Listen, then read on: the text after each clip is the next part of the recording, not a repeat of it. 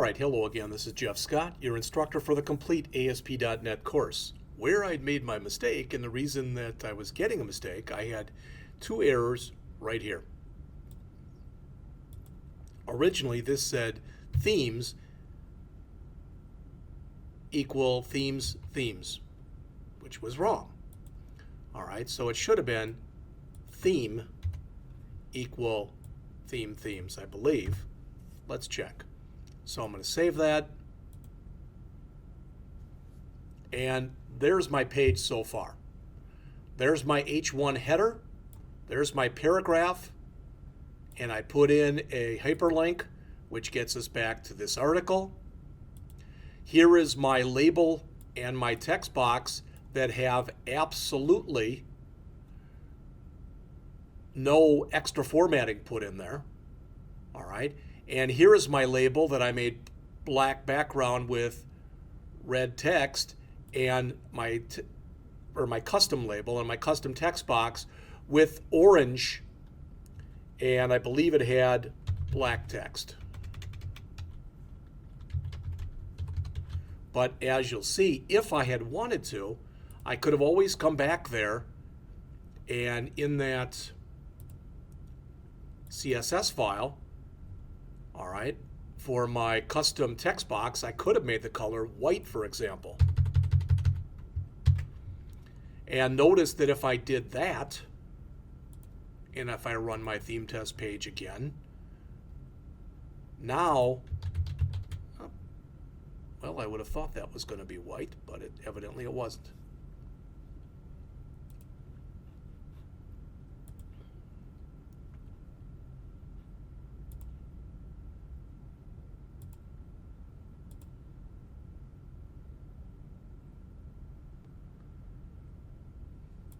See if we put it in here as white, if it takes that.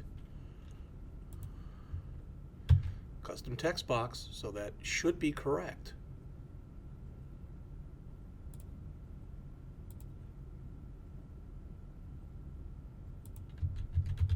And it's still coming in there as black. I have to check on that one also. But let's move on. All right, and the reason I'm saying that is I want to add a few more things to the page here. So far, we put in a default label and text box and a custom label and text box. All right, so that's what we've got in here so far. Next, what I'd like to put in are a couple drop-down lists. All right, so again, there's a lot of different ways that I can do this. All right, move that down a bit. I'm right here. So let me find my drop-down list, and let's put in one.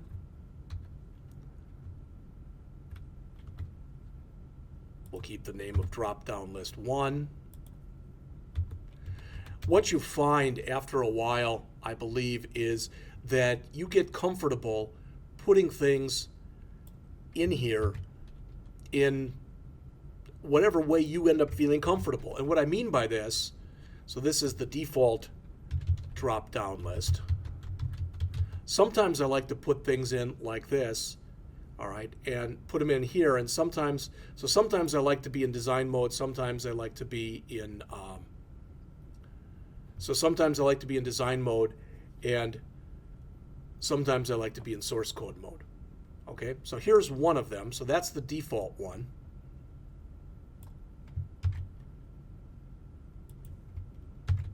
And here will be the custom.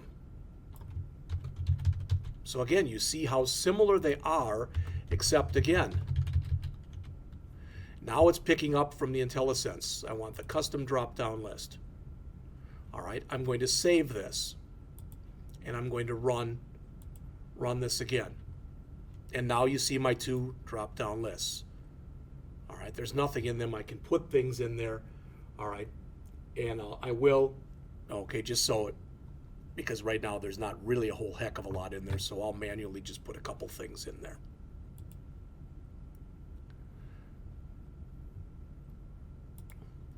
So I can come in here, and on my first drop-down list,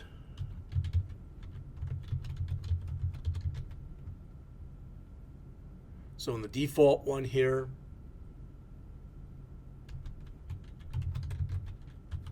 let's just put about 3 items in each one.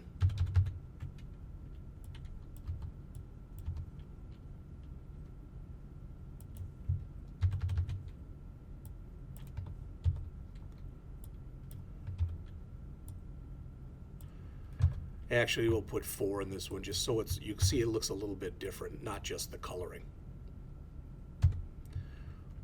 All right, so I'm saving that and I'm going to run it again. And what you'll notice when we run this is the first one has got the default coloring, which is just a white background and black text. The second one has got a green background and yellow text because that's what we put in here for it. What you're going to notice with the next thing that we put in here, which is a list box, I will have a default one, but then I just reverse this. So instead of having a green background and yellow text, I'll have a yellow background and green text. All right? So we'll do that right now. We'll add the list box.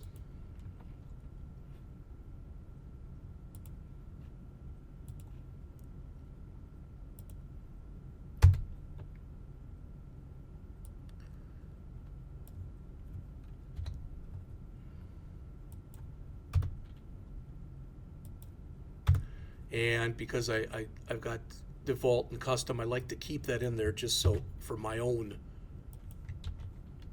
peace of mind. So that's list box. You'll notice that when I'm in an ASPX file and I want to put in comments, it's the less than sign followed by a % sign, minus, minus, and it ends with minus, minus, and then a % sign and a greater than sign. All right. So here's my first one, and I'll leave some space in there, and then I will put in the custom one.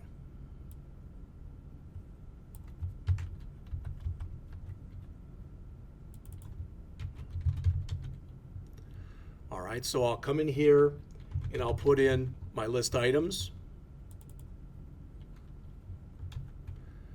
and I'll put in the members of my family.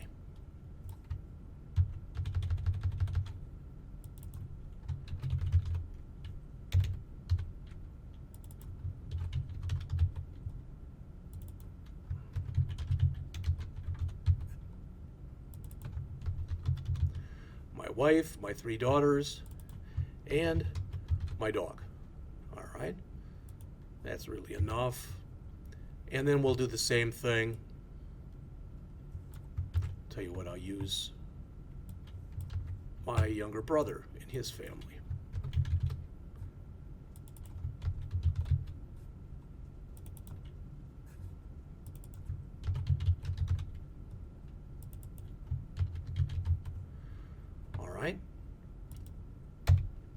Let's save this and run it.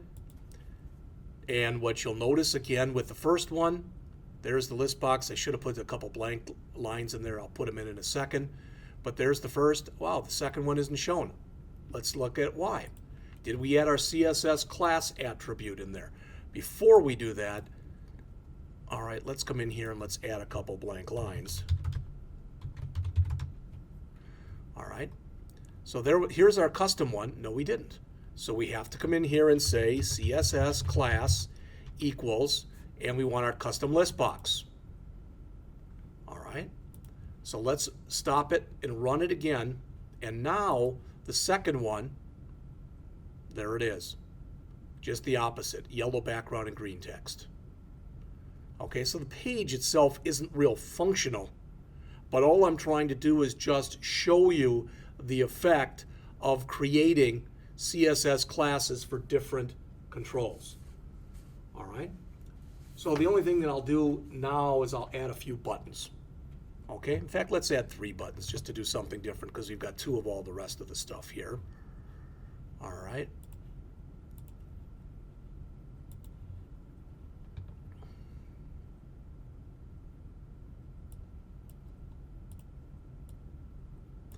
In fact, we'll start with a custom. So this will be a custom button.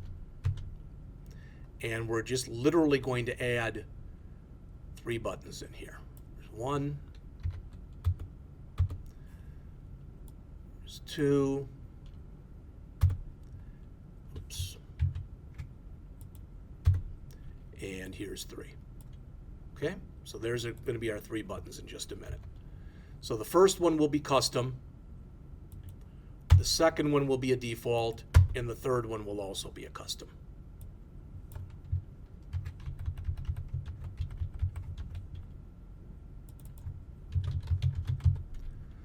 And again, you notice I'm not really doing a whole lot of work here. All right, I'm just adding the information that I put in previously. We'll just call this button 1. Not a great name, but it's fine. Again, you see how the IntelliSense kicks in. My default will not have any CSS class, so this will be button 2. And the third one, like the first,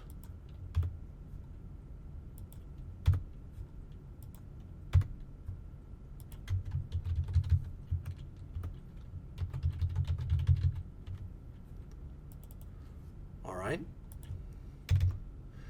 So save, run this, and we have now completed, I guess I got to add another couple blank lines, but we have now completed our first page. All right, so I will quickly go back, put in my blank lines after the list box.